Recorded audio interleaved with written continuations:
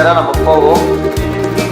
தேவனுடைய வார்த்தை இனிமையானது, தேவனுடைய வார்த்தை மேன்மையானது. எல்லாம் திருப்பி கொள்ளுங்க. மத்தேயு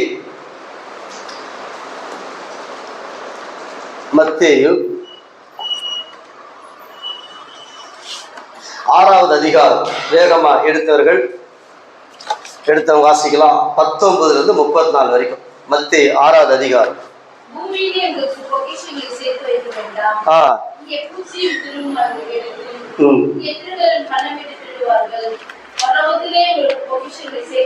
சரி, என் கூட வாங்க.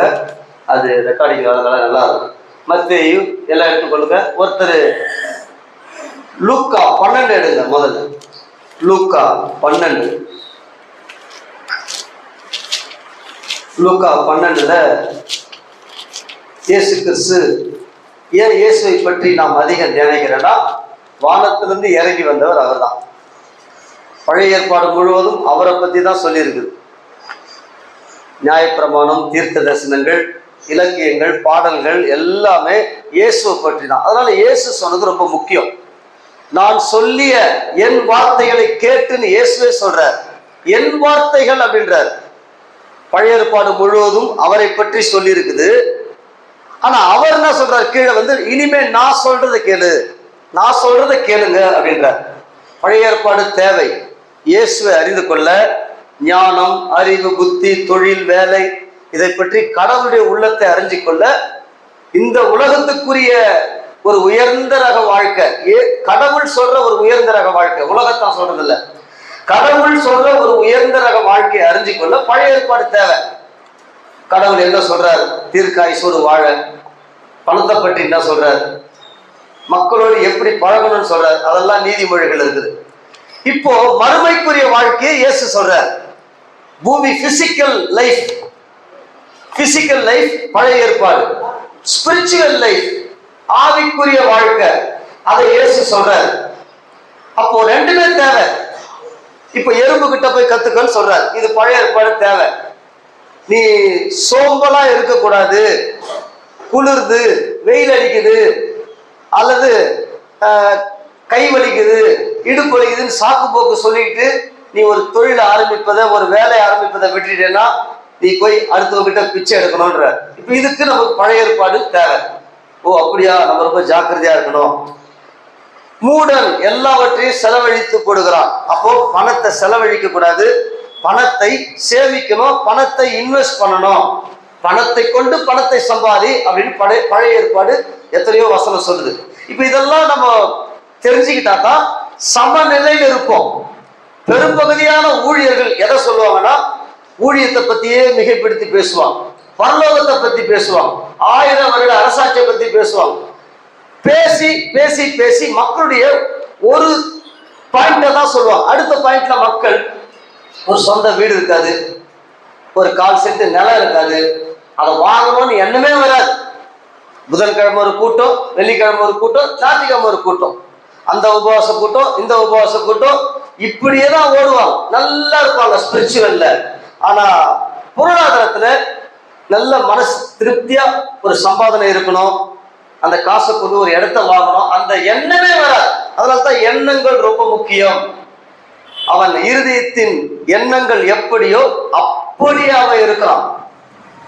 எவ்வளவு வேதம் நீதிமொழியில சொல்றாரு, இருதயத்தின் நிறைவினால் வாய் பேசும். அப்போ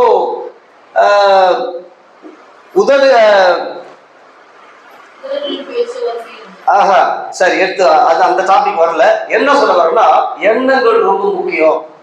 எண்ணங்கள் நம்ம ஷேப் பண்ணும். அப்ப நம்ம கேட்கிற பாட்டு, நம்ம வைக்கிற ஸ்டேட்டஸ், நம்ம போடுற தீம்ஸ், இது எல்லாமே ரொம்ப விழிப்பா இருக்கணும்.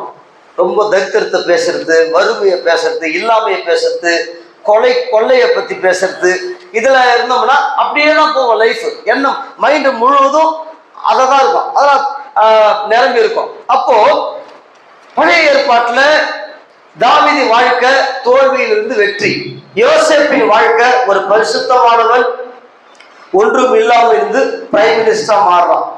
ஆபிரகாம் வாழ்க்கையில தேவனுக்கு முதலிடம் கொடுத்தவன் ஒன்றுமில்லா நிலையிலிருந்து எல்லாத்திலும் முன்னேறான். ஈசாக்கு அவனும் அனாதையாக்கப்பட்ட நிலையில ஒன்றும் இல்லாதிலிருந்து முன்னேறான். இதுதான் அவங்க லைஃப் நமக்கு கற்றுத்தரு. அப்ப நாமளும் ஒன்றும் இல்லா நிலையிலிருந்து முன்னுக்கு வருவது சொல்வதுதான் பழைய ஏற்பாடு. புதிய ஏற்பாடு, நீ செத்துட்ட அப்புறம் உன் வாழ்க்கை ஒரு பெரிய வாழ்க்கை இருக்குது, அந்த வாழ்க்கைக்கு நீ எப்படி ஆயத்தப்படுத்துவது என்றது போதிக்கிறது தான் புதிய ஏற்பாடு. அப்போ ரெண்டுமே தேவை, ஆனா முதன்மையானது புதிய ஏற்பாடு. அதனால்தான் இயேசு நான் சொல்லிய என் வார்த்தைகளை கேட்டுன்றார். ஏன் அப்படி சொல்றாரு? நான் சொல்லிய வசனங்கள் மறுமைக்குரியது. மறுமையை முதல்ல தெரிஞ்சுக்கிட்டு நீ படி. மறுமையை பற்றி தெரிஞ்சுக்கிட்டு நீ போய் வேலை செய். மறுமையை தெரிஞ்சுக்கிட்டு நீ பணத்தை சகோதரி ஒரு இடத்த வாங்கு. அப்ப அந்த இடம் கடவுளுடைய ராஜ்யத்துக்காக பயன்படுத்தப்படணும். மறுமையை தெரிஞ்சுக்கிட்டு ஒரு காரை வாங்கு. அப்ப அந்த காரு 4 பேர் நித்திய ஜீவனை அறிஞ்சிக்கணும், அதுக்காக பயன்படுத்தப்படணும் அப்படின்ற அந்த கான்செப்ட் வரும். தெரியுதா? புரியுதா? அப்போ முக்கியமா இயேசு போதித்தது ரொம்ப முக்கியம். இப்ப எடுத்துக்கொள்ளுங்க, லூக்கா 12வது அதிகாரம் ஒரு முக்கியமான சப்ஜெக்டை பத்தி பேசுறார். லூக்கா 12:13 என் கூட சேர்ந்து வாசிட்டு வாங்க. அப்பொழுது ஜனக்கூட்டத்தில் ஒருவர் அவனை பைபிளை பிரிக்க சொல்லு. விமல், அவனை பிரிக்க சொல்லு. அந்த பலூன் வாங்கி போட, நீ கூட இருந்து பிரிச்சு கூட அவனுக்கு. நீ தான் அவனுக்கு சொல்லி தரணும். அவன் கையை வச்சு வாசித்துக்கிட்டே வர சொல்லு. கையை வச்சு வாசித்துக்கிட்டே வர சொல்லு. அதை பிரிச்சு நீ பிரிச்சு கூட அவனுக்கு. அப்பொழுது எல்லாம் சேர்ந்து எல்லாம் என் கூட சேர்ந்து வாசித்துவாங்க. அப்பொழுது ஜனக்கூட்டத்தில் ஒருவன் அவரை நோக்கி, போதகரே, ஆஸ்தியை பாகம் பிரித்து என் வீதத்தை எனக்கு தரும்படி என் சகோதரருக்கு கட்டளையிட வேண்டும் என்று கேட்டுக்கொண்டான். அதற்கு அவர், மனுஷனே, என்னை உங்களுக்கு நியாயாதிபதியாகவும் பங்கிடுகிறவனாகவும் வைத்தவன் யார் என்றார். பின்பு அவர் அவரை நோக்கி, பொருள் ஆசையை குறித்து எச்சரிக்கையாயிருங்கள். ஒருவனுக்கு, ஏனெனில் ஒருவனுக்கு எவ்வளவு திரளான ஆஸ்தி இருந்தாலும் அது அவனுக்கு ஜீவன் அல்ல. அப்புறம் அல்லாமலும் ஒரு ஓமையை அவர்களுக்கு சொன்னார். ஐஸ்வர்யமுள்ள ஒருவனுடைய நிலம் நன்றாய் விளைந்தது. அப்பொழுது அவன், நான் என்ன செய்வேன்? என் தானியங்களை சேர்த்து வைக்கிறதுக்கு இடமில்லையே. நான் ஒன்று செய்வேன், என் களஞ்சியங்களை இடித்து பெரிதாக கட்டி எனக்கு விளைந்த தானியத்தை என் பொருள்களை அங்க சேர்த்து வைத்து, பின்பு ஆத்துமாவே, உனக்காக அநேக வருஷங்களுக்கு அநேக பொருள்கள் சேர்த்து வைக்கப்பட்டிருக்கிறது, நீ இலைப்பாரி புசித்து குறித்து பூரிப்பாயிரு என்று என் ஆத்மாவோடு சொல்லுவேன் என்று தனக்குள்ளே சிந்தித்து சொல்லிக் கொண்டான். கடவுள் என்ன சொல்றாரு? தேவனோ அவனை நோக்கி, படிக்கிற, மதிகேடனே, உன்னிடத்திலிருந்து இந்த ராத்திரியை எடுத்துக் கொள்ளப்படும், அப்பொழுது நீ சேகரித்தவைகள் யாருடையதாகும் என்றார். 21 எல்லாம் சவுண்ட வாசிங்க. தேவனிடத்தில் ஐஸ்வர்யவானாய் இராமல் தனக்காகவே பொக்கிஷங்களை சேர்த்து வைக்கிறவன் இப்படியே இருக்கிறான் என்றார். அப்புறம் என்ன சொல்றாரு? 22 இந்த காக்காவை பாரு, புல்ல பாருன்னு சொல்றாரு. அப்படியே சொல்லிட்டு அதனுடைய முடிவில் என்ன சொல்றாரு? 30 வாசிங்க. தேவனுடைய ராஜ்யத்தையே தேடுங்கள், அப்பொழுது இவைகளெல்லாம் உங்களுக்கு கூட கொடுக்கப்படும். பெரிய பயப்படாதே சிறுமந்தையே, உங்களுக்கு ராஜ்யத்தை கொடுக்க உங்கள் பிதா பிரியமா. இப்ப பாருங்க எவ்வளவு இந்த உலகத்துல நடக்கிற விஷயங்களை வச்சு வச்சு வச்சு வச்சு பரலோகத்தை காட்டுற, மறுமையை காட்டுற. உங்களுக்கு ராஜ்யத்தை கொடுக்க உங்கள் பிதா பிரியமா இருக்கிறார். அதுக்குன்னா முக்கியமா நம்ம செய்யணுமா? 33 உங்களுக்கு உள்ளவைகளை விற்று பிச்சை. இப்ப ஏசியா இதை சொல்றாரு, உங்ககிட்ட இருக்கிற வித்து பிச்சை கொடுப்பா. பழமையாய் போகாத பணப்பைகளையும் குறையாத பொக்கிஷத்தையும் பரலோகத்திலே உங்களுக்கு சம்பாதித்து. இப்ப ஏன் ஒரு பரலோகத்தை பத்தி பேசலாம்? பரலோகத்துல உன் அக்கௌண்ட் ஏறிக்கினே போனோம். சம்பாதித்து வையுங்கள், அங்கே திருடன் அணுகுகிறதும் இல்லை, பூச்சி கெடுக்கிறதும் இல்லை. உங்கள் பொக்கிஷம் எங்க இருக்கிறதோ அங்கே உங்கள் இருதயமோ இருக்கும். அடுத்தது என்ன சொல்ற? இருதயத்தை பத்தி பேசுற. நான் சொன்னேன் இல்லையா, இருதயம், எண்ணங்கள், வார்த்தை ரொம்ப முக்கியம். இருதயம் என்ன? உள்ளம். உள்ளம் உள்ளம் உள்ளத்திலிருந்து வெளியே வர வார்த்தை, இதெல்லாம் நம்முடைய வாழ்க்கையில நம்ம வடிவமைக்க கூடியது.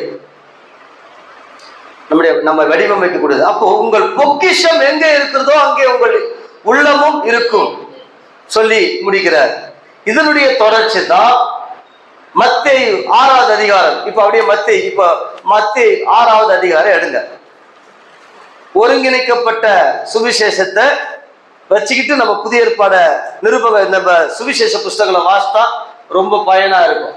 இதனுடைய கண்டினியூஷன் தான் மத்தேயு 6வது அதிகாரம். அப்படி திருப்புங்க, எல்லாம் வாசிங்க, எல்லாம் திருப்பி வாசிக்கணும். வாசிக்கிற பழக்கம் இல்லைன்னா எதிர்காலம் ரொம்ப கஷ்டம். 1வது அதிகாரத்திலிருந்து சாரி இல்லைங்க 1லிருந்து 17 இயேசு வானலோகத்திலிருந்து வந்த தேவன். நான் ஏற்கனவே சொன்ன ஒரே கடவுள் தான் நமக்கு. அவர் வார்த்தையை வெளிப்பட்டார், மனுஷனா இயேசுவா வெளிப்படுறார், பரிசுத்த ஆவியா நமக்குள்ளே இருக்கிறார். அத மனிதர்கள் புரிந்து கொள்ளும்படி அவங்க சில தன்மைகளை போட்டிருக்கிறாங்க. ஆனா இதைதான் ரொம்ப அற்புதமா சொல்லுவாங்க, ஒன்றே குலம் ஒருவனே தேவன். நமக்கு ஒரு கடவுள் தான், 3 கடவுள் அப்படிலாம் நம்ம போயிட்டோம்னா குழப்பத்துக்குள்ள போயிடும். சரி, இப்ப பாருங்க, அந்த ஒரு இறைவன் ஏக இறைவன், ஏகன் அநேகன் அப்படின்னு திருவாசகத்துல நம்ம பாக்குறோம். ஏகன்னா ஒருத்தர், அவர் அநேகரா வெளிப்படுறார். ஏகன் அநேகன், அநேகனை தன்னை காண்பிக்கிறார். சரி, இப்போ அந்த வானலோகத்திலிருந்து வந்தவர் இந்த மத்தேயு 6:1 17 வரைக்கும் 18 வரைக்கும் ஆவிக்குரிய விஷயத்தை பேசுறார். ஆவிக்குரிய விஷயம் என்ன? ஜபம், உபவாசம், அப்புறம் என்ன நம்ம கொடுக்கறது, இதெல்லாம் பாருங்க. ஒண்ணுல தர்ம செய்யத்தை பத்தி, இது ஆவிக்குரிய விஷயம். அதை செஞ்சேன்னா பரலோகத்துல பலன் இருக்குன்றார். திருப்பியும் ஜபம் பண்றதை பத்தி பேசுறாரு. ஜபம் ரொம்ப அந்தரங்கமா இருக்கணும். நான் ஜபம் பண்றேன் எல்லாருக்கும் சொல்லு தெரியக்கூடாது.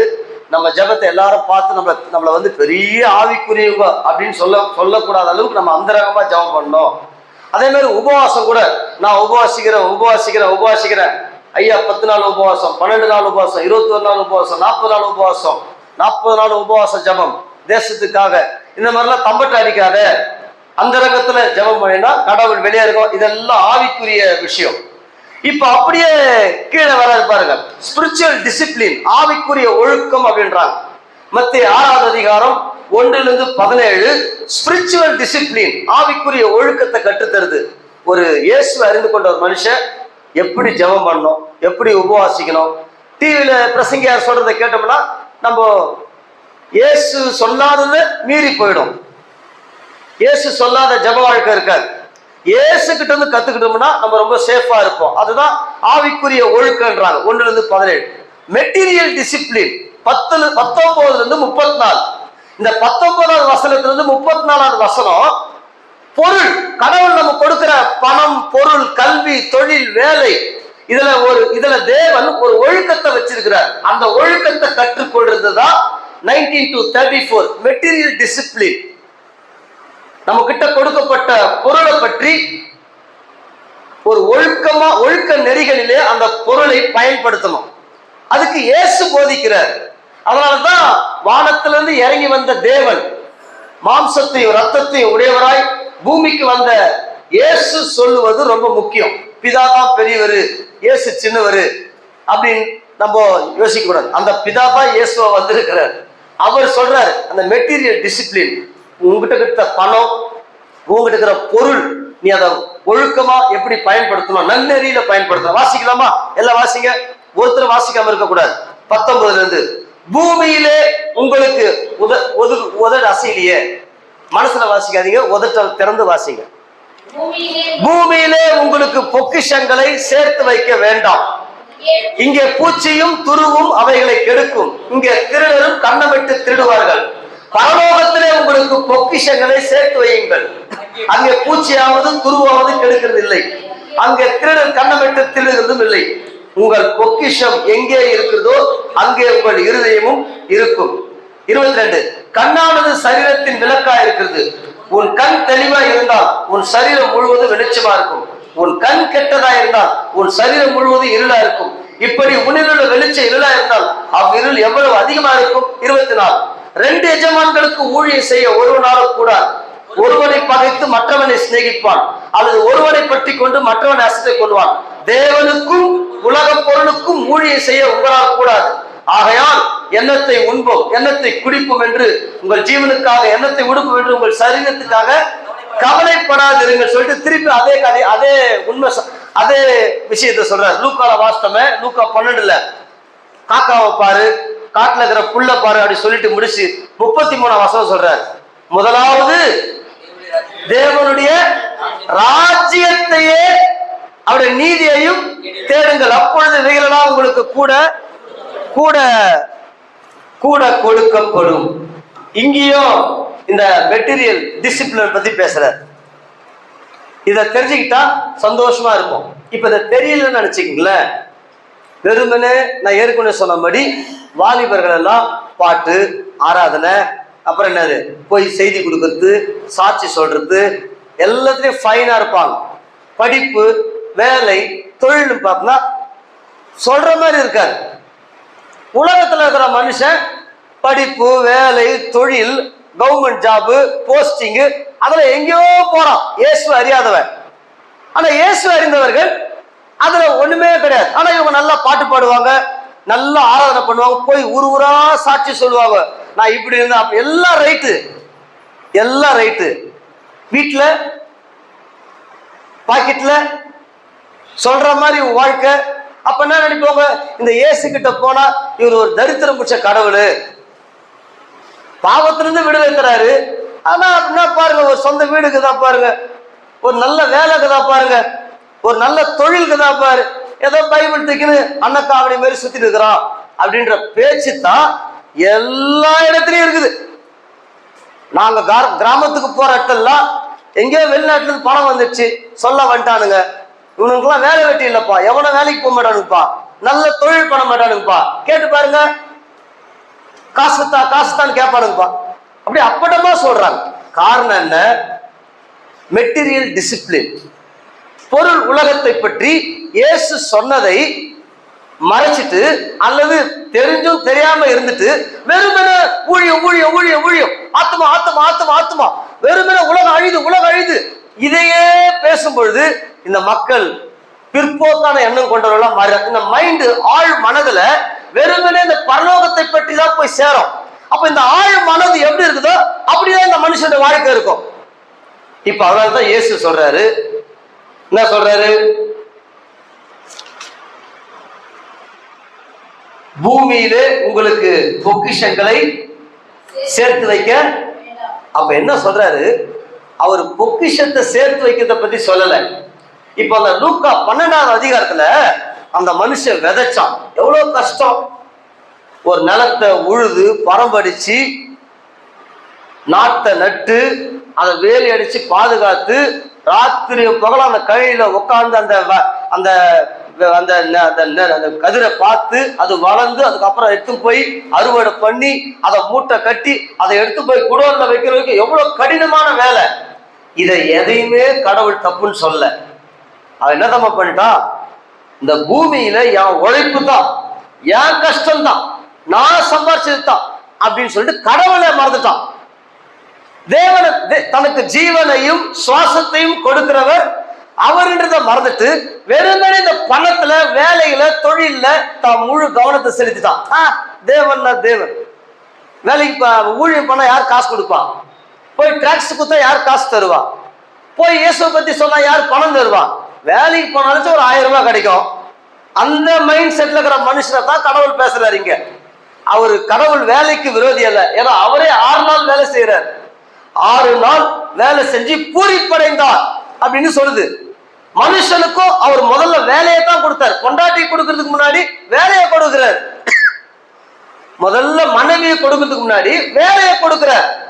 இந்த தத்துவத்தை சொல்லணும், புரியுதா? பசங்க ஸ்கூலுக்கு போகும்போதே வைஃபை தேடுறாங்க.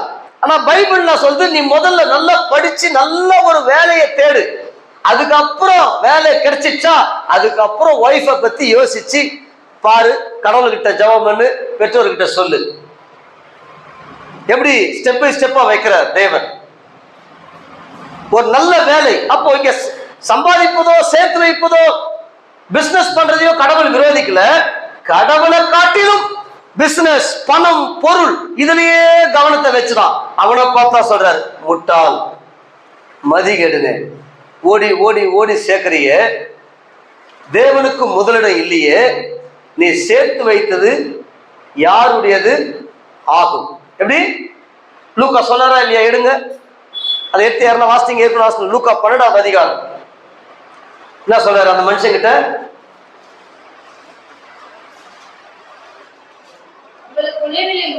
அது இல்லம்மா, அவனை பார்த்து பேசுறாரு. யார் டிஸ்டர்ப் பண்றீங்க? ஒண்ணு உட்காருலாம், வெளியே போ. கடவுளும் அவனை நோக்கி, முட்டாள். இப்ப பாரு, அவன் சம்பாதிச்சதையோ, அவன் விவசாயம் பண்ணதையோ, அவன் நாத்து நட்டதையோ, அவன் அறுவடை பண்ணதையோ, அவன் நெல்ல மூட்டை கட்டுறதையோ, எடுத்து குடோன்ல வச்சதையோ தேவன் ஒருபோதும் தவறா சொல்லல. தேவனை காட்டிலும் வேலை, பணம், தொழில், விவசாயம், சேமிப்பு, குடோனு எல்லாம் வச்சான் பாருங்க. அப்பதான் தேவனுக்கு ரொம்ப துக்கம் உண்டாயிடுச்சு. மதிகேடனே, இன்னைக்கு உன் உயிர் உன்னை விட்டு போயிடுச்சுன்னா நீ சேர்த்து வச்ச பொன், பொருள், வீடு, ஆஸ்தி, அந்தஸ்தெல்லாம் யாருடையதாகும்? அப்புறம் இததான் சொல்றாரு, கடவுள் கிட்ட பணக்காரனா இருப்பா, வெறுமனே இந்த பூமியில வேலை, படிப்பு, கவர்மெண்ட் ஜாப்பு, இப்ப லட்சம் கோடி பிசினஸ், பாண்டு, ஷேர், ஸ்டாக்கு இப்படியே ஓடாத, எஃப்டி இதுலயே ஓடு இருக்காத. கடவுள் கிட்ட நீ பணக்காரனா இருக்கணும். அப்படியா? தேவனிடத்துல ஐஸ்வர்யவானா இராமல், இதுதான் தனக்காகவே தனக்காகவே தனக்காகவே அடுத்தவர்களை பற்றி கவலையே கிடையாது. அதுதான் ஆண்டவர் அங்க கடிந்து கொள்றார். பிறரை பற்றிய கவலையே கிடையாது. தாவீது சொல்றார், என் செல்வம், அந்த வசனம் தெரியுமா, எனக்குரியதா இராமல் பூமியில் உள்ள மகாத்துமாக்களுக்கும் என் முழு பிரிய வைத்திருக்கிற பரிசுத்தவான்களுக்கும். அதுதான் கான்செப்ட். தாவீது சரியா புரிஞ்சுக்கலாம் பார். அவன் ஸ்பிரிச்சுவல் டிசிப்ளின்ங்கிறான், மெட்டீரியல் டிசிப்ளின்ங்கிறான். நல்ல பதவி, பணம், பட்டம் எல்லாம் கிடைச்சிச்சு, அது மேல மனசு வைக்கல. இப்ப தேவனை பார்த்து சொல்றான், தேவனே, ஆடு மேய்ச்சிக்கு இருந்த நானு ராஜாவாயிட்ட, பதவி, பணம் எல்லாம் வந்துருச்சு, ஆனா இந்த செல்வம் யாருக்கு தெரியுமா? என் செல்வம், நெட்ல யாரா போட்டு எடுங்களேன் செல்ல, என் செல்வம், நீதிமொழிகள் 8ஆம் அதிகாரம் தெரியல, என் செல்வம் எனக்குரியதா இராமல் பூமியில் உள்ள பரிசுத்தவான்களுக்கு என் முழு பிரியத்தை வைத்திருக்கிற மகாத்துமாக்களுக்கு. எடுங்க அந்த வசனத்தை தட்டுக்கு பார்க்கலாம்.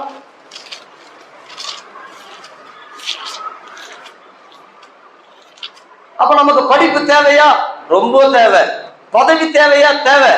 அரசாங்க உத்தியோகங்கள் தேவையா? இப்ப கூட இப்ப இருக்கிற தமிழக அரசாங்கம் என்னதமா சொல்லி இருக்குது, நீங்க எல்லா எக்ஸாமும் எழுதுங்க, பாஸ் பண்ணிட்டீங்கன்னா லஞ்சம் இல்லாம உங்களுக்கு போஸ்டிங்.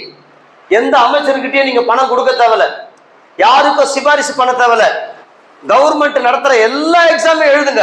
நீ 10வது பாஸ் பண்ணிக்கிறியா, 12வது பாஸ் பண்ணிக்கிறியா, டிகிரி பாஸ் பண்ணிக்கிறியா, எல்லா எக்ஸாமும் எழுது. நீ பாஸ் பண்ணிட்டா உனக்கு அப்பாயின்மெண்ட். இடைத்தரகர்களே கிடையாது அப்படின்னு இப்ப சொல்லி இருக்கிறாங்க. அப்ப பாருங்க, வாய்ப்புகள் நமக்கு முன்னாடி கொட்டி கிடக்குது. வாய்ப்புகள் கொட்டி கிடக்குது நமக்கு முன்னாடி. நீ 10வது பாஸ் பண்ணினா கூட அதுக்குன்னு ஒரு எக்ஸாம் இருக்குது. அந்த எக்ஸாம் எழுதுனா ஏதாவது ஒரு கவர்மெண்ட் வேலை உனக்கு கிடைச்சிடும். 16:2 சங்கீதம் 16:3.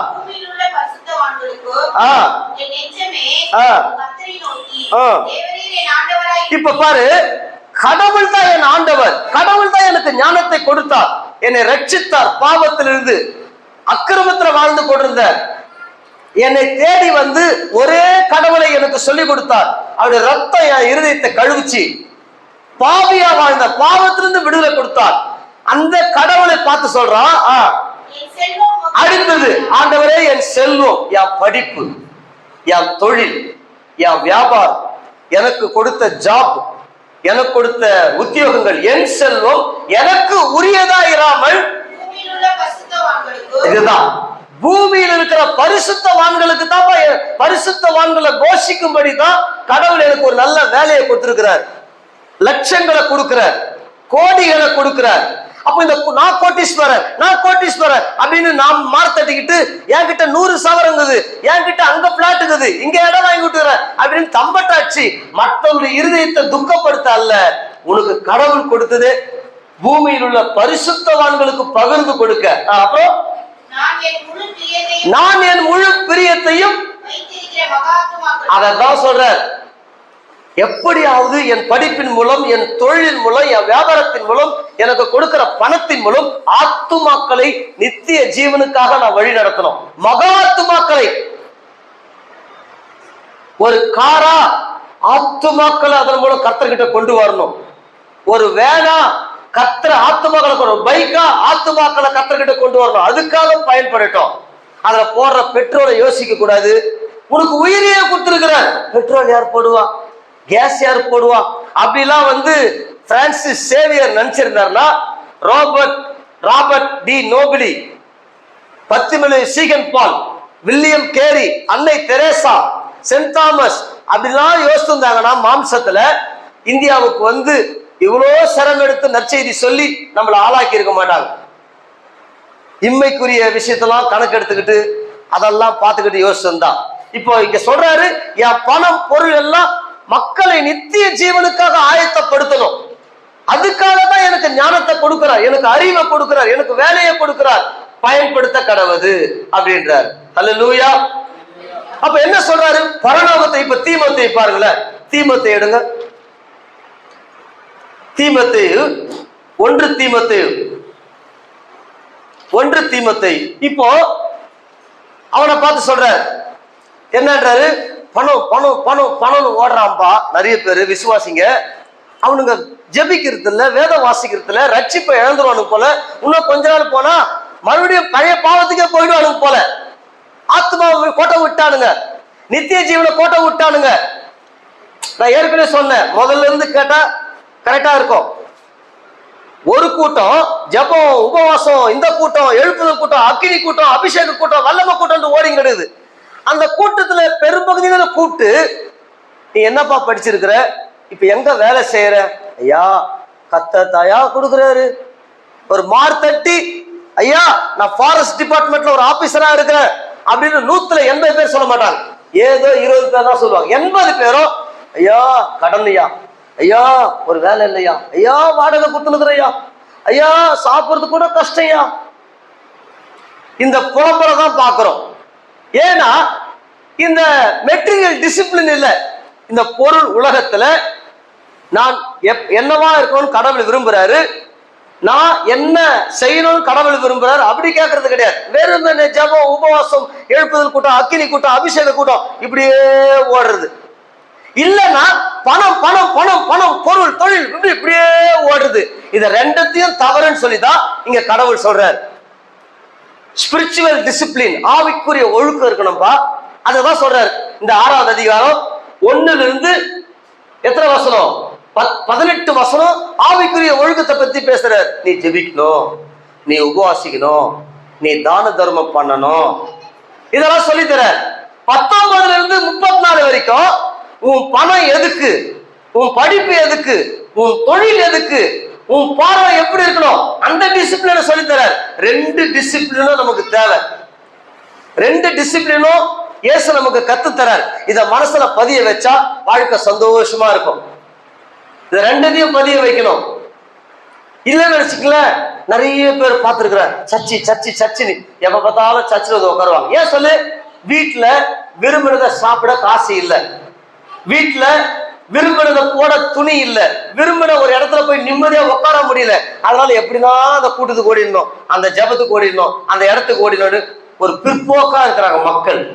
அதனாலதான் இயேசு இது 2த்தையும் சொல்லி தராரு. இப்ப என்ன சொல்றாரு, 1 தீமோத்தேயு பாருங்க 6ல இருந்து சொல்றாரு. யாருக்கு சொல்றாரு?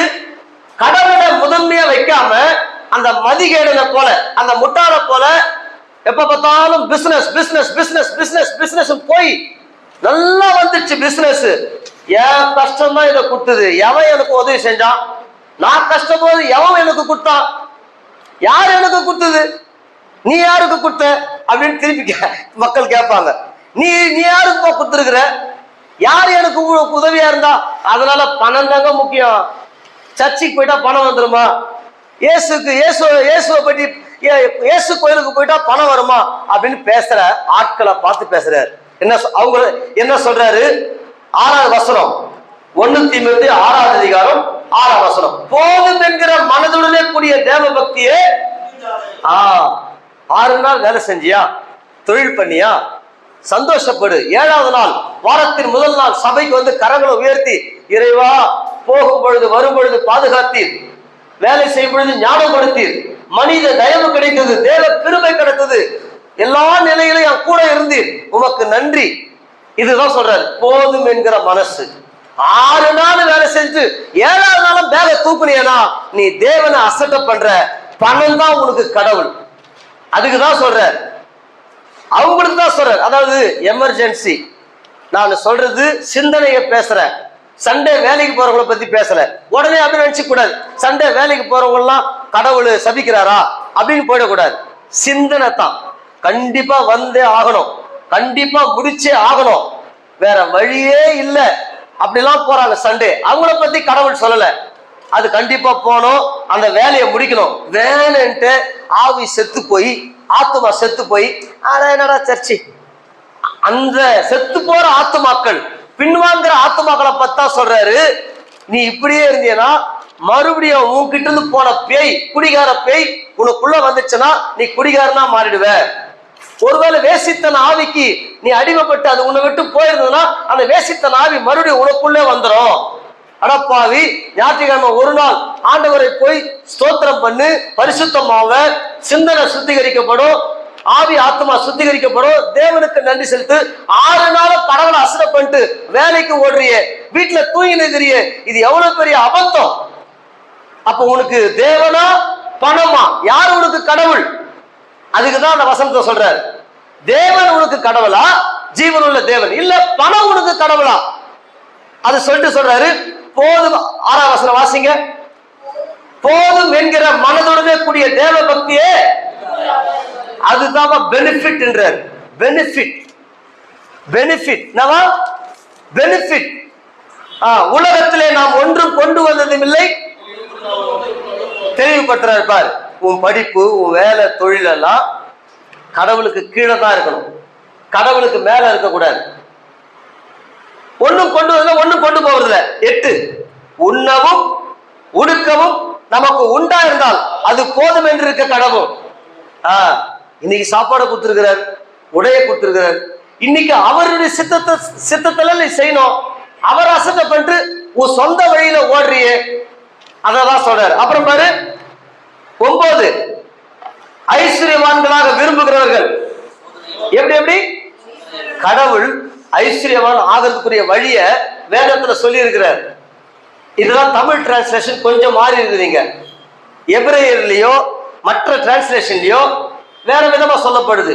ஏன்னா கடவுளே நீதிமொழிகள்ல தரித்திரத்துல இருக்கிற ஒரு மனுஷன் பணக்காரனா மாறதுக்குரிய வழியை சொல்லி இருக்கிறார். ஆபிரகாம் வாழ்க்கையில காமிச்சிருக்கிறார், ஈசாக்கு வாழ்க்கையில காமிச்சிருக்கிறார். அது வேற, அது கடவுள் சொல்ற வழி. இங்க என்ன சொல்ல தெரியுங்களா? தேவன் வேண்டாம், சபை வேண்டாம், ரட்சிப்பு வேண்டாம், நம்ம பரிசுத்தவான்கள் ஐக்கியம் வேண்டாம், எனக்கு சுவிசேஷ பணி வேண்டாம், எனக்கு பணம் தான் வேணும் அப்படின்னு சொல்லிட்டு திருட்டுத்தனமா பணத்தை சம்பாதிக்கிறது, பொய் சொல்லி சம்பாதிக்கிறது, ஏமாத்தி சம்பாதிக்கிறது, அடுத்தவனுடைய உழைப்ப உறிஞ்சி எப்படியோ நான் பணக்காரனா ஆயிடணும். இந்த மக்களுக்கு தான் இதை சொல்றாரு. 9வது வசனம், ஐஸ்வர்யவான்களாக விரும்புகிறவர்கள் சோதனையிலும் கண்ணியிலும் மனுஷரை கேட்டிலும் அழிவிலும் அமிழ்த்துகிற மதிகேடும் சேதமுமான பலவித இச்சைகளில் விழுகிறார்கள். பார்த்தீங்களா?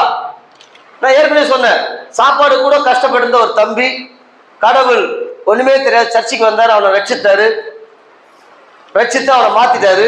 நல்லா ஊழியத்துக்கு வருவான், சபைக்கெல்லாம் வருவான். அவன் ஒரு இடத்துல போய் வேலை கத்துக்கினான். ஒரு 3 வருஷத்துல நல்ல வேலையை கத்துக்கிட்டான்.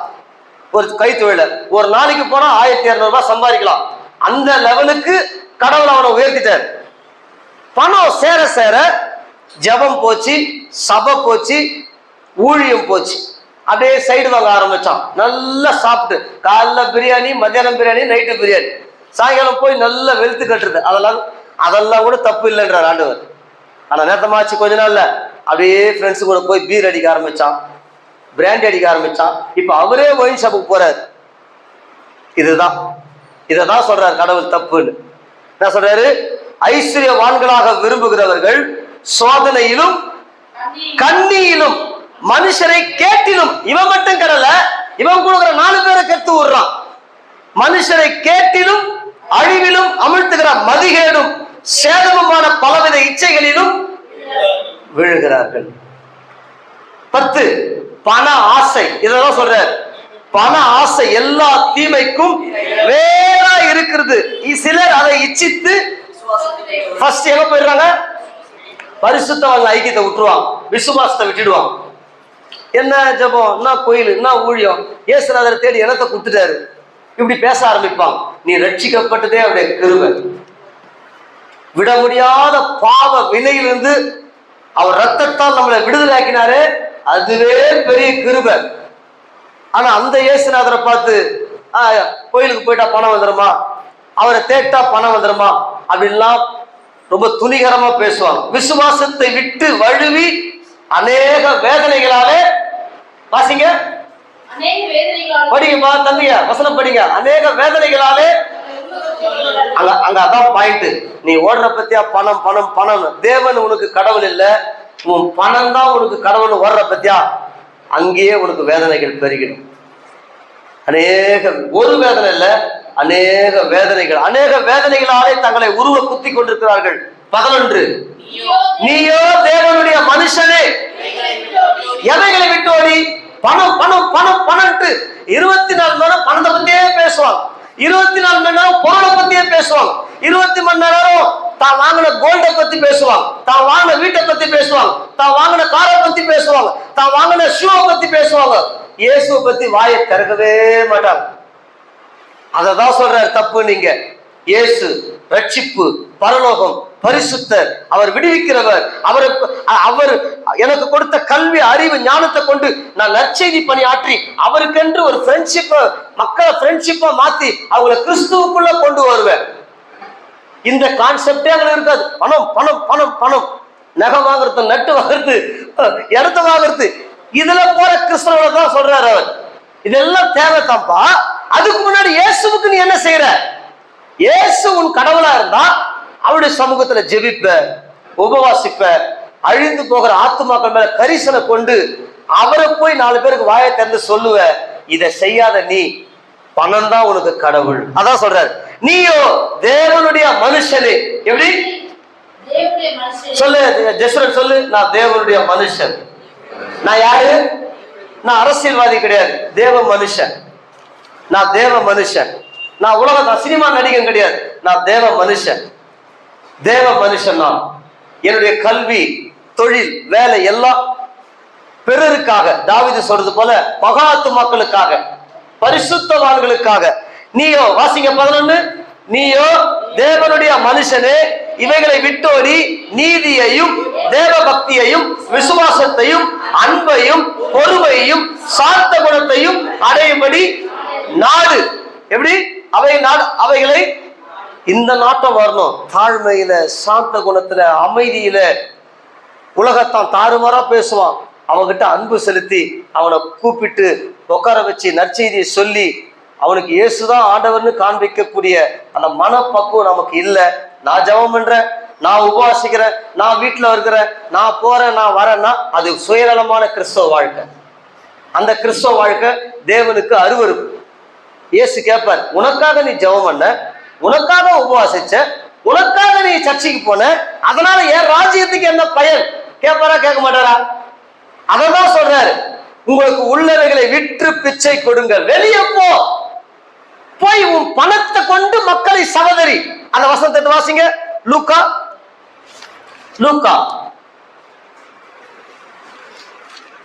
டக்குனு போகலாம். லூக்கா 12வது அதிகாரத்தில் லாஸ்டா சொல்லுவாரு,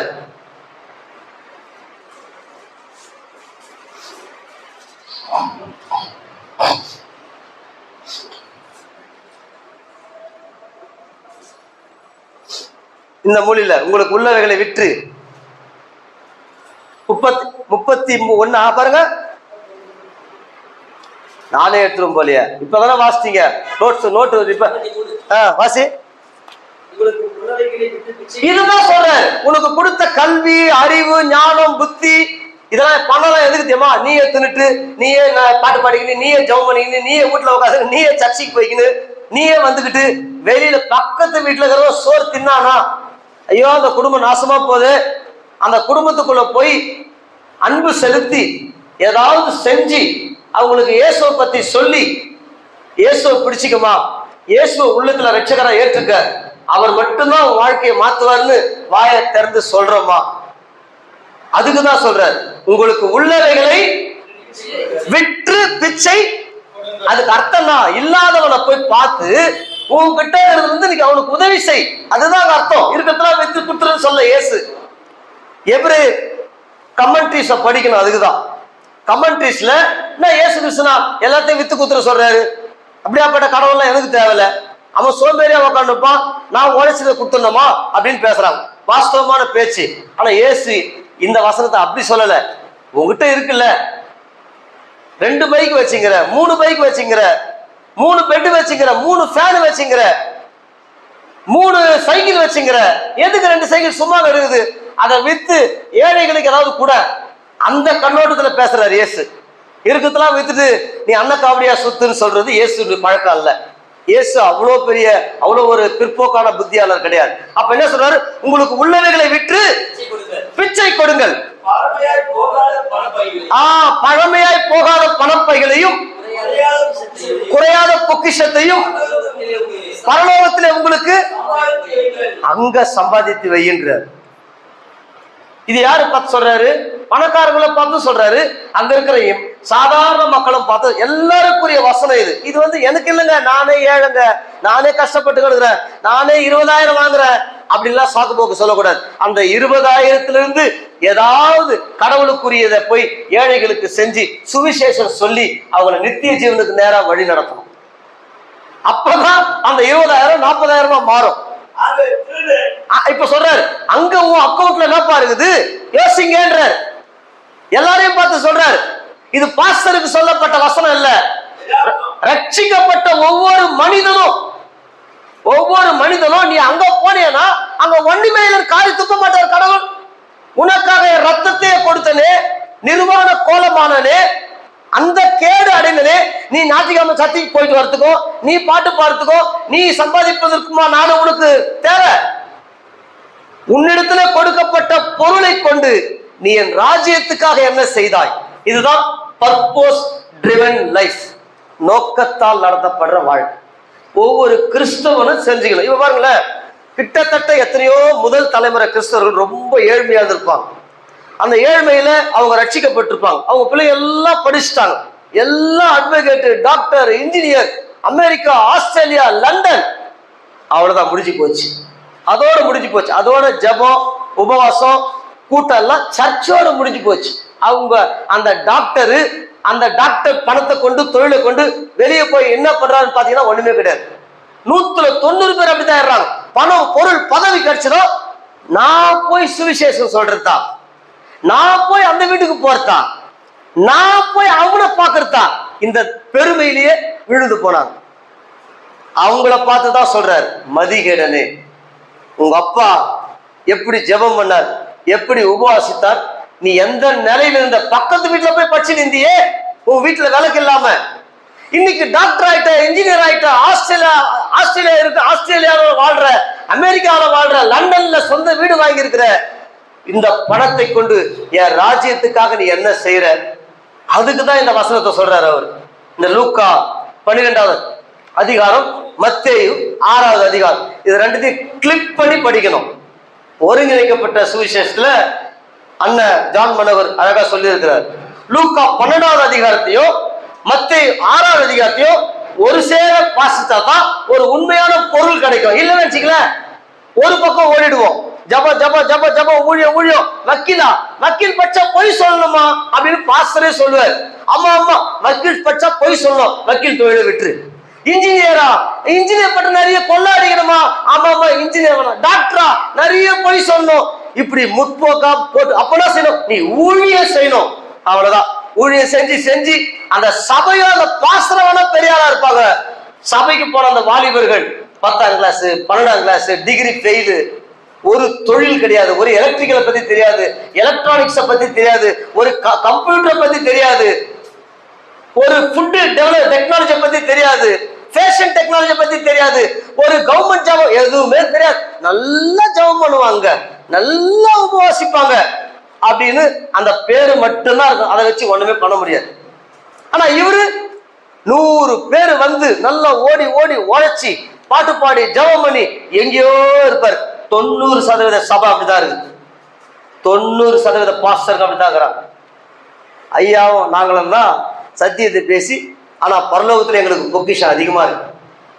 ஹல்லேலூயா. இப்ப நாம தேவையுள்ளவர்களுக்கு கொடுக்கணும், வீடு கட்டி தரணும், வீட்டை வாங்கணும். சம்பாதிக்கிறவங்க ஒரு கிரவுண்ட் இடத்த வாங்கி வீட்டை கட்டி தேவையுள்ள போதகர்களுக்கு கொடுக்கணும். அதுக்குதான் லட்சம் கோடிகளை ஆண்டவர் தர போறார். இப்ப கேத்ரின் கிரகாம்லாம் அந்த மைண்ட் செட்ல வரணும். லட்சம் கோடிகள் தொழில் வாய்ப்புகள் எதுக்கு தரப்போறார் கடவுள்? பரிசுத்தவான்களுக்கு இடத்தை வாங்கி வீட்டை கட்டி அவங்க கையில சாவியை கொடுக்கணும், ஒரு பைக்கை வாங்கி தரணும். இந்த பெர்ஸ்பெக்டிவோட இந்த மைண்ட் செட்டோட வாழுன்னு இயேசுவே சொல்லி தரார். என் செல்வம் எனக்குரியதாயிராமல் பூமியில் உள்ள பரிசுத்தவான்கள் மகாத்மாக்களுக்கு அது இந்த வருங்க. இந்த கீபோர்டு கொரியன்ஸ் கொடுத்தது, அந்த ஆம்பிளிஃபயரு ஒரு பாஸ்டர் கொடுத்தார், இந்த மிக்சர் போர்டு ஒரு பாஸ்டர் கொடுத்தார், மேல இருக்கிற ஃப்ரிட்ஜி ஒரு ஊழியர் கொடுத்தார், வாஷிங் மிஷின் முன்னாடி இருந்தது ஊழியர் கொடுத்தார், இந்த பில்டிங் பாதி முக்காவாசி பணம் யாரோ ஒருத்தர் கொடுத்தது. அப்ப நாம கொடுக்கணுமா இல்லையா? நாம எவ்வளவு கொடுக்க கடன் பெற்றிருக்கோம். இந்த ஸ்பீக்கர் ஒரு பாஸ்டர் கொடுத்தார், நம்ம எதையுமே நம்ம கேட்கல, எதையுமே போய் எனக்கு ஸ்பீக்கர் கொடு, கீபோர்டு கொடு, வாஷிங் மிஷின் கொடு, ஃப்ரிட்ஜி கொடுன்னு கேட்கல. அப்போ அவங்க மைண்ட் எப்படி இருந்திருக்குது? என் செல்வம் எனக்குரியதா இராமல் பூமியில் உள்ள மகாத்து மக்களுக்கு. இப்ப நம்ம என்ன பண்றோம்? பாஸ்டர்களை கூப்பிட்டு ட்ரைனிங் தரீங்க, பரலோக சத்தியங்களை மாசந்தோறும் நம்ம கத்துக்கிறோம். பல ஜபங்கள் நடக்குது, FMPP டீம் வந்து இங்க தேசத்துக்கான ஜபம் நடக்குது. அதுக்கு நம்ம சின்ன சின்ன செலவுகளை பண்றோம், சின்ன சின்ன செலவுகளை பண்றோம், பெரிய முயற்சி எடுக்கிறோம். இப்ப சேர் கொண்டு வரோம், எல்லாருக்கும் போன் பண்ணி பேசுறோம். இப்ப இதெல்லாம் நமக்கு தேவையில்லை. ஆனா தேவைன்னு இயேசு சொல்லி கொடுத்தாரு. நீ ஒருத்தங்கிட்ட இருந்து உனக்கு நான் கிருபையா கொடுத்தேன் இல்லையா? இப்ப நீ உனக்கு கொடுக்கப்பட்ட இந்த இடம், இந்த சேர், இந்த ஃபேன் எல்லாம் என் ராஜ்யத்துக்காக பயன்படணும். ஹல்லேலூயா. இப்ப என்ன சொல்றாரு? 17ஆம் வசனம் கூட 10 நிமிஷம் வாசித்து முடிக்கலாம். 17ஆம் வசனம் பாரு. 1 தீமோத்தேயு 6:17. இவ்வுலகத்திலே ஐஸ்வர்யம் உள்ளவர்கள், இப்ப பணத்தை பெற்ற ரட்சிக்கப்பட்ட மக்கள். நான் ஏற்கனவே சொன்னேன் இல்லையா, முதல் தலைமுறை ஒண்ணு இல்லாம ஆண்டவரை ஏத்துக்குச்சு. அவங்க பிள்ளைங்க எல்லாம் நல்லா படிச்சுட்டாங்க, படிச்சுட்டு பெருமையா காட்டுறாங்க. என் காரை பாரு, என் கோட்டை பாரு, நான் போட்டுங்கிற நகையை பாரு, நான் யார் தெரியுமா, நான் அமெரிக்கால இருக்கிறேன், என் பேருத்தி எல்லாம் அமெரிக்கா. அதெல்லாம் பரலோகத்துல 10 பைசா பிரயோஜனப்படாது. பரலோகத்துக்கு போனியா, நீ அமெரிக்கால வாழ்ந்தியா, லண்டன்ல வாழ்ந்தியா, நீ எத்தனை சவரம் வச்சிருந்த, எவ்வளவு வீடு கட்டணும்னு கேட்க மாட்டார் கடவுள். நான் கொடுத்த இந்த எல்லா ஆசீர்வாதத்தை கொண்டு என் ராஜ்யத்துக்காக நீ என்ன பண்ண? ஹல்லேலூயா. நித்திய ஜீவனுக்காக நீ என்ன செய்தாய்? உனக்கு கொடுக்கப்பட்ட வேலையை கொண்டு ஆத்துமா அறுவடைக்காக நீ என்ன பண்ணா? சபையில ஆள் சேருன்னு சொல்ல இயேசு, போய் சுவிசேஷம் சொல்லி நித்திய ஜீவனுக்கு நேரா வழி நடத்து. அவங்க தானே சபைக்கு வருவாங்க.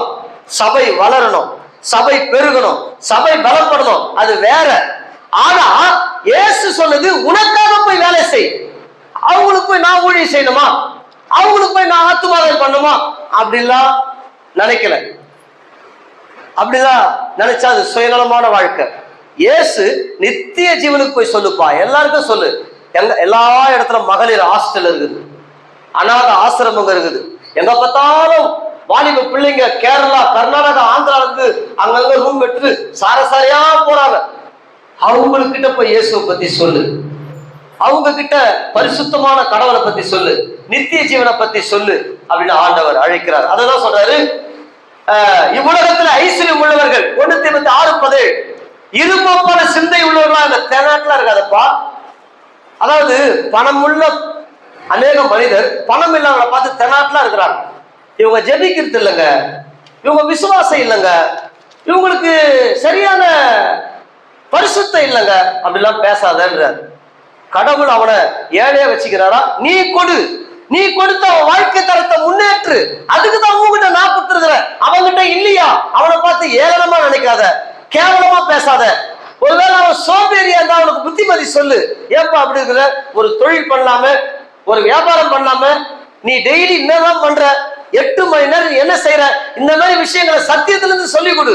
ஆனா அவனை கேவலப்படுத்தி அசிங்கப்படுத்தி அவன் இருதயத்தை துக்கப்படுத்தாத.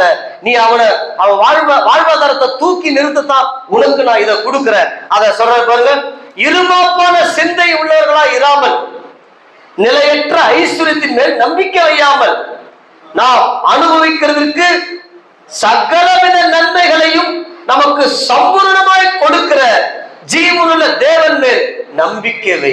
சொல்ற பத்தியா, நீ சாப்பிடுறிய கையை எடுத்து கடவுள் கொடுத்த கிருபை, நீ பாக்குறிய கண்ணு அது கடவுள் கொடுத்தது, நீ பணம் வாங்குறிய அது கடவுள் கொடுத்த கிருபை. கடவுளை மகிமைப்படுத்து. தெனாட்டுல பேசாத, பெருமையா பேசாத. ஒரு செகண்ட்ல கை கால் எழுந்துச்சுன்னா என்ன பண்ணுவ? அவ்வளவுதான். ஒரு பிடி சோறை எடுத்து வாயில வைக்க முடியாது. ஒரு பிடி சோறை எடுத்து தெனாட்டுல பேசாத. பணம் இருக்குது, பொருள் இருக்குதுன்னு சொல்லிட்டு உன்னை தாழ்த்து. ஆண்டவரே, நீ கொடுத்த பணத்துக்காக, படிப்புக்காக, வீட்டுக்காக, வசதிக்காக உமக்கு நன்றி. இது எல்லாம் உங்களுடைய ராஜ்யத்துக்காக பயன்படணும்பா. நான் என்ன செய்யணும் சொல்லுங்க ஆண்டவரே அப்படின்னு தாழ்த்தி பேசு. தெனாட்டுல பேசாத, நீ செகண்ட்ல இழந்துருவ. இருமாப்பா இராமல், நாம் அனுபவிக்கிறதுக்கு சகலவித நன்மைகளையும் நமக்கு சம்பூர்ணமாய் கொடுக்கிற ஜீவனுள்ள தேவன் மேல் நம்பிக்கை வை. அப்புறம் என்னது? நன்மை செய், நற்கிரியைகளில் ஐஸ்வர்யவனா மாறு. கொடுத்து கொடுத்து கொடுத்து நீ பணக்காரனா மாறுப்பா. கொடுத்து கொடுத்து சிவந்த கரங்களாம். எப்படி? கொடுத்து கொடுத்து சிவந்த கரங்கள். கொடுத்து கொடுத்து கொடுத்து மத்தவங்களுக்கு கொடுத்து கொடுத்து நீ கடவுளுக்கு முன்னாடி பணக்காரனா இருப்பா, மனுஷனுக்கு முன்னாடி இருக்கிற. நீ செத்து அங்க போனேன்னா அங்க தரித்திரனா இருப்ப. ஆனா பிச்சைக்கார பயல கோடிக்கணக்கா லட்சக்கணக்கா பணம் வச்சிருந்திய, கிள்ளி யாருக்குன்னா குத்திருப்பியா அப்படின்னு கடவுள் தரித்திரனே போடாயின்னு வாராம். இங்க பாரு, நற்கிரியைகளை ஐஸ்வர்யவான்களாகவும் தாராளமாய் கொடுக்கிறவர்களும் உதார குணமுள்ளவர்களா இருக்கவும் நித்திய ஜீவனை பற்றி கொள்ளும்படி வருங்காலத்திற்காக தங்களுக்கு நல்ல ஆதாரத்தை பொக்கிஷமாக வைக்கவும். இததான் சொல்றார். பரலோகத்துல உங்களுக்கு பொக்கிஷங்களை சேர்த்து, அப்ப நம்மளுக்கு எல்லாருக்கும் அக்கௌண்ட் வச்சுக்கிறார். நமக்குன்னு ஒரு சேஃப்டி பாக்ஸ் இருக்குது. அந்த பாக்ஸ்ல பார்த்துனே இருக்கிறார். பரணி பாக்ஸ பாக்குறார், விமல் பாக்ஸ பாக்குறார், அம்மா பெட்டியை பாக்குறார், மீனா பெட்டியை பாக்குறார், என் பெட்டியை பாக்குறார். பரலோகத்துல என்ன, சும்மா உதாரணத்துக்கு சொல்ற, கற்பனைக்கு. ஏன்னா இந்த வசனம் பாரு, பொக்கிஷமாக அங்க சேர்த்து வைப்பா. நீ இங்க உன்ன பெரிய ஆளா காட்டுற, அங்க ஒண்ணுமே இல்லைன்னா நீ வெக்கப்பட்டு போவப்பா. பொக்கிஷமாக வைக்கவும் அவர்களுக்கு கட்டளையிடு, கடிந்து கொண்டு சொல்லு, தைரியமா சொல்லு. ஏன் இப்படி இருக்கிறீங்க? கடவுளுக்காகத்தான் உங்க பைக்கு, உங்க காரு கடவுளுக்காகத்தான், உங்க ஆட்டோ கடவுளுக்காகத்தான். உன் ஆட்டோவை பாதுகாக்கிறார், உன் காரை பாதுகாக்கிறார், உன் கை காலை பாதுகாக்கிறார். நீ கடவுளுக்காக வாழணும், கடிந்து கொண்டு சொல்லுப்பா அப்படின்னு சொல்லிட்டு, ஓ தீமோத்தேயுவே, உன்னிடத்தில் ஒப்புவிக்கப்பட்டதை நீ காத்துக்கொண்டு சீர்கேடான வீண் பேச்சு. புரியுதா? வீண் பேச்சுனா தேவையில்லாத பேசினதுப்பா. சீர்கேடான வீண் பேச்சு வேண்டாம். ஞானம் என்று பொய்யாய் பேர் பெற்ற கொள்கையின் விபரீதங்களுக்கு விலகு. சிலர் அதை பாராட்டி விசுவாசத்தை விட்டு வழுவி போனார்கள். பேசி பேசியே கெட்டு போனவங்க உண்டு, பேசி பேசியே பின்வாங்கி போனவங்க. நம்ம பேச்சு அடுத்தவங்களை உசு பேத்தணும், ஆண்டவருக்குள்ள அடுத்தவங்களை ஊன்ற கட்டணும். சே, நம்ம ஏன் எப்படி இருக்கிறோம் அப்படின்னு அவங்களுக்கு உணர்வை தரமே தவிர, பேசி பேசி பேசி நிறைய பேர் கெட்டு போறாங்க. பேசி பேசியே விசுவாசத்தை விட்டு போயிடுறாங்க. அதாவது ஜாக்கிரதையா கட்டளை எடுப்பான்னு சொல்லி முடிக்கிறார். அல்லேலூயா. சோ அப்ப இயேசு இங்க சொல்ல வந்த கருத்து என்ன? திருப்பியும் கடைசி வசனத்தை வாசத்தை மத்திய எடுங்க, இன்னும் 5 நிமிஷம் இருக்குது. அந்த கடைசி வசனத்தை வாசத்தை முடிக்கலாம். மத்திய 6 ஐயா, இவ பாருங்க, மத்திய 6. ரொம்ப வாழ்க்கை இதெல்லாம் சொல்ல மாட்டாங்க. நிறைய பெந்தோகோஸ்து சபைகள்ல இப்படிலாம் சொல்லி தர மாட்டாங்க. ஒரு விஷயத்தை மட்டும் எடுத்துட்டு அதை அதிகமா பேசி பேசி பேசி அவங்களுடைய வளர்ச்சியை தான் பார்ப்பாங்க. அவங்க வளரணும், இந்த காணிக்கை பெட்டி ரொம்பணும், அதுக்குரிய வழினா பயமுறுத்தி திகில உண்டாக்கி ஏதாவது சொல்லி எப்படியாவது வர வச்சிடணும். அதான் ஒரு நண்பர் சொல்றாரு, எங்க பாஸ்டரு நேத்தமா கேட்பாரு, உன் செருப்பத்து நீயே அடிச்சிக்கோ, தசமபாகம் தரலனா அப்படின்னு சொல்லுவாரு. அப்படியே சொல்லுவாராம், உன் செருப்பத்து உன் தள்ளி நீ அடிச்சுக்கணும் வரும், தசமபாகம் தரலனா. அப்படிலாம் இருக்கிறாங்க. ஆனா இயேசு அப்படியாப்பட்ட ஒரு ஊழியத்தையோ அப்படிப்பட்ட ஒரு சபையோ ஸ்தாபிக்க விரும்பல. சுவாதீனம் கொடுக்கிறார். என்னை பின்பற்றி என்னை பின்பற்றி வா. மத்திய 6வது அதிகாரத்துல சொல்றாரு பாருங்க. இல்லைங்கய்யா, 22. கண்ணானது சரீரத்தின் விளக்கா இருக்கிறது. உன் கண் தெளிவா இருந்தால் உன் சரீரம் என்ன சொல்றாரு, உன் கண் கெட்டதா இருந்தால் உன் சரீரம் முழுவதும் இருளா இருக்கும். இப்படி உன்னில் உள்ள வெளிச்சம் இருளா இருந்தால் அவ்விருள் எவ்வளவு அதிகமா இருக்கும். கண்ணை பத்தி ஏன் சொல்றாரு? போக்கஸ். போக்கஸ். கண்ணுனா இந்த கண்ணை பத்தி பேசல. உன் போக்கஸ் கடவுள், நித்திய ஜீவன், நியாய தீர்ப்பு நாள், நான் கணக்கு கொடுக்கணும், இங்க எனக்கு படிப்பை கொடுத்துருக்கிறாருன்னா நல்லா படிச்சு ஒரு போஸ்டிங்கை வாங்கி ஒரு தொழில் ஆரம்பிச்சு ஒரு வியாபாரத்தை ஆரம்பிச்சு மகாத்மாக்களுக்கு பரிசுத்தவான்களுக்கு நான் செலவிடணும். அதுக்காக தான் எனக்கு கல்வியை கொடுத்துருக்கிறார். நான் படிக்காம செல்போனை பார்த்துக்கிட்டு இன்ஸ்டாகிராம் பார்த்துக்கிட்டு பேஸ்புக்கை பார்த்துருந்தா உருப்படாத போவேன். ஒருவேளை சாப்பாட்டுக்கும் அடுத்தவங்கிட்ட கையேந்துவேன். இந்த போக்கஸ் இருக்கணும். அதான் சொல்றாரு, உன் கண், உன் போக்கஸ் ஆதியாகமம் 1வது அதிகாரத்தில் இருக்கணும். 6 நாள் கடவுள் சுறுசுறுப்பா இருந்தார். சாக்கு போக்கு சொல்லிக்கிட்டு உட்காந்துக்கிட்டு இல்ல.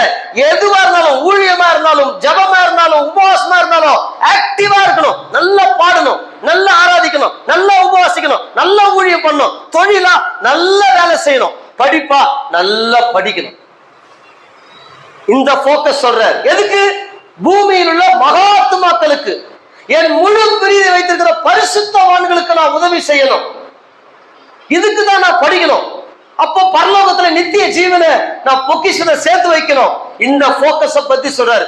உன் கண்ணு கெட்டு போய் கிடந்தா அதுக்கு அர்த்தம் சினிமா பார்த்துக்கிட்டு, நாடகம் பார்த்துக்கிட்டு, பேஸ்புக்கை ஸ்க்ராலிங் பண்ணி பண்ணி பண்ணி பண்ணி பண்ணி பண்ணி கண்ட குப்பைகளை பார்த்து உன் போக்கஸ நீ விட்டுட்டியனா நீ வாழ்க்கையில டெவலப் ஆக முடியாதுப்பா.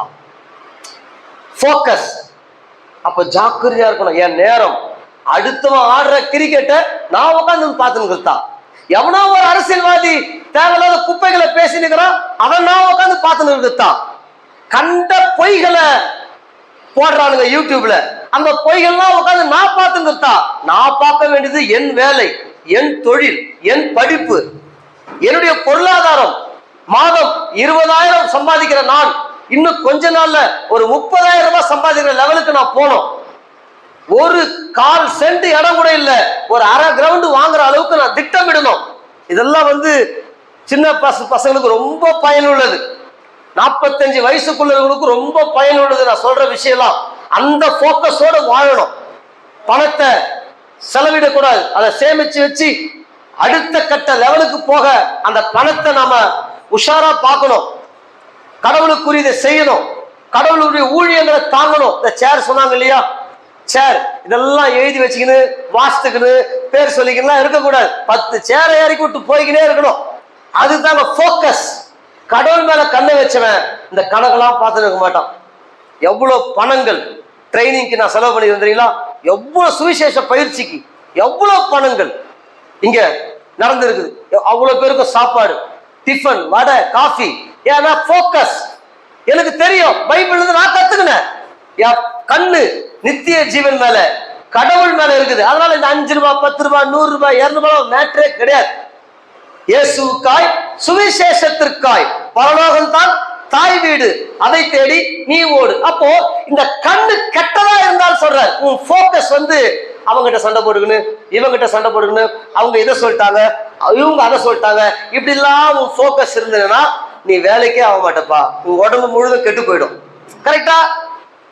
கரெக்டா? எதிர்காலம் வரும், என் கடமை வரும். இந்த கூட்டத்தின் ஆட்டத்தை போக்கஸ் பார். அவருக்கு போக்கஸ் எப்படி இருக்குது? எதிர்காலம் வரும், இதுதான் போக்கஸ். என்ன மாதிரி வரிகள் பார், என்ன மாதிரி வரிகள் பார், போக்கஸ் பார். அவர் போக்கஸ் வந்துன்னா ஆட்சியை பிடிக்கணும், நான் செய்வேன். அப்ப நம்ம போக்கஸ்னா என்னடா வாழ்க்கை, என்னடா மூஞ்சி இதெல்லாம் அப்படின்றாங்க. அது மாதிரி என்னடா வாழ்க்கை, 20,000 5,000 போய் 8 அவர் உட்காந்துக்கிட்டு ஏதாவது தொழிலை கத்துக்கிட்டு மாதம் ஒரு 30,000 சம்பாதிக்கிற மாதிரி என் போக்கஸை நான் மாத்தணும். போய் ஏசப்பாவுக்கு ஒரு கிராமத்துக்கு சோறு போட்டு வரணும். கிறிஸ்துமஸ் டைம்ல பெரிய டபரால சோறு செஞ்சுக்கிட்டு ஒரு வேனை எடுத்துட்டு போய் ஊருக்கே சோறு போட்டு இயேசுவை பத்தி சொல்லிட்டு வரணும். அதுக்கு வழிய பாரு, அதுக்குதான் போக்கஸ். இந்த மாதிரி போக்கஸை வையின்ற அவன் யார் என்ன பண்ணுகிறான், இவன் என்ன பண்ணுகிறான், அவங்க என்ன பத்தி என்ன சொல்றாங்க இவங்க. அதனால்தான் நிறைய பேர் சொல்லுவாங்க, இவர் யாரையுமே கண்டுக்க மாட்டாரு. நான் ஏன் கண்டுக்கணும்? சத்தியத்தை சொல்றோம், நம்மளால இந்த உதவிகளை செய்யறோம். அதுக்கப்புறம் என்ன போய் உட்காந்து அங்கன்னா பேசிருக்க வேண்டியது? குப்பைங்க தான் இருக்கும். ஞானிகளோடு சஞ்சரிக்கிறவன் மூடலுக்கு தோணுனா போக்கஸ். இந்த பூமியிலேயே கண்ணை வச்சுக்கிட்டு தேவையில்லாத பேசிக்கிட்டு குப்பைகளை பேசிக்கிட்டு உட்காந்து பேச நம்மளும் குப்பையா போயிடுவோம். மேல மேல மேல மேல வெளிநாட்டுல இருக்கிற மிகப்பெரிய பணக்காரர்கள் நீங்க யாராயிட்டாலும் அவங்க பாதி சொத்தை கிட்டத்தட்ட அனாதைகளுக்கு கொடுத்திருக்கிறாங்க. எத்தனை பேருக்கு தெரியும்? நம்ம என்ன நினைப்போம், ஐயோ கோட்டி இல்ல. நீங்க நெட்ல தட்டி பாருங்க, அமெரிக்க பணக்காரர்கள், அது மைக்ரோசாப்ட் ஓனரா இருக்கட்டும், ஆப்பிள் நிறுவனமா இருக்கட்டும், அவங்க பாதி சொத்தை ஏழைகளுக்கு அனாதைகளுக்கு ஆப்பிரிக்காவில கக்கூஸ் கட்டி தருத்து, ஆப்பிரிக்காவில கிணறு எடுத்து தருத்து, ஊர் கிணறு எடுத்து தரார். ஒருத்தர் ஊரா ஸ்கூல் கட்டி தரார். அங்க ஸ்கூலே கிடையாது, ஸ்கூல் கட்டி தரார். எப்படி? போக்கஸ். அவர் போக்கஸ் நல்லா தெரியும்.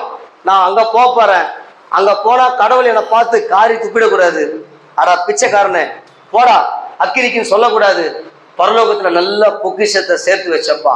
நம்ம என்ன சொல்லுவோம், ஆண்டவரே நான் குப்பையில கிடந்தேன், என்னை ஒரு தொழிலதிபரா நீ மாத்தின, உன் ரத்தத்தால் என் பாவத்தை கழுவுன, என்னை பாவத்திலிருந்து விடுதலையாக்கின, எனக்கு ஒரு தொழிலை கொடுத்த, வியாபாரத்தை கொடுத்த, நீங்க கொடுத்த பிச்சை தான் ஆண்டவரே இந்த பூமியில நான் அவ்வளவு சம்பாதிக்க எனக்கு பலம் கிடைச்சது.